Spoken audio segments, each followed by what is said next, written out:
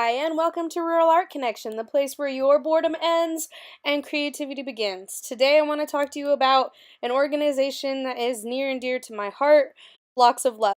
Locks of Love officially started its journey as a nonprofit organization in December of 1997. Madonna Kaufman was a crucial part of this happening. When Mrs. Kaufman was in her 20s, she developed alopecia. She soon recovered. However, 13 years later, her 4-year-old daughter developed alopecia also. And so here's some images of people that have alopecia.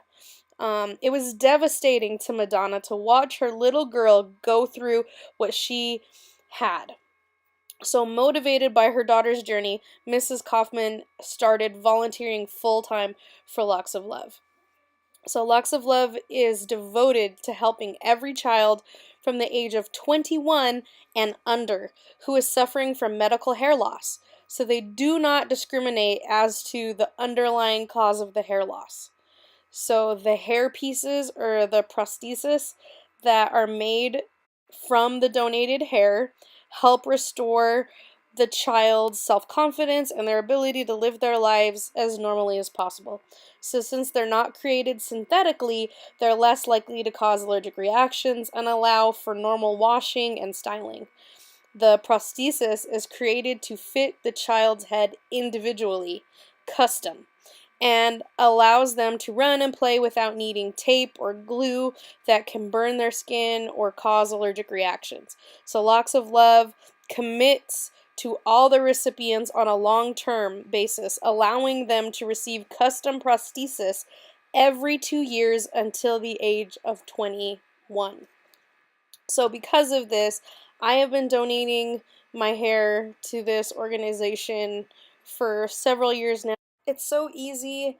You just go to the hair donation form on the website, you download it, print it out, fill it out. It's just your name and address, and then mail or email how you want your thank you card to come. And if you can't print this out, they just want your name and address on a paper so that they can mail you your thank you card. And that's it. You mail it in a big envelope so that it doesn't get crushed or damaged in the mail. And normally they want at least 10 inches of hair measured from tip to tip, but it doesn't have to be. And it can be colored, that's fine. Sometimes they'll tell you, like salons will tell you you can't donate it because it's not virgin hair, it's been colored, but they don't mind actually. And it can be hair that got cut a long time ago that you've just been keeping for some reason. The hair has to be braided or in a ponytail. If it's just random loose hair hanging out, they can't use it. And they can't use dreadlocks. And if the hair is layered, they want to try to get it in separate ponytails with all the different lengths in their own little pony. And if you have hair that's shorter than 10 inches, you can still send it in, but they might not use that hair to create prosthetics. They might actually sell it to help with the cost of creating the prosthetics. Same with gray hair. If you have gray hair, they can't actually use it in a prosthetic, but they can actually sell that hair. I'm going to put their email and all that good stuff, their address, in the description down below.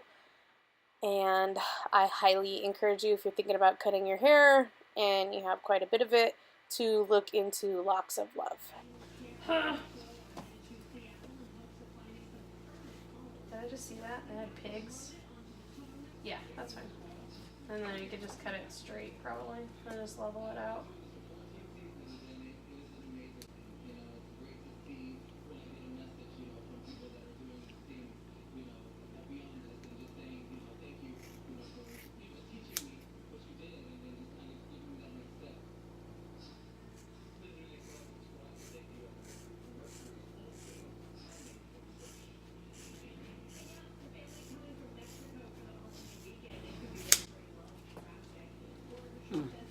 Ta-da!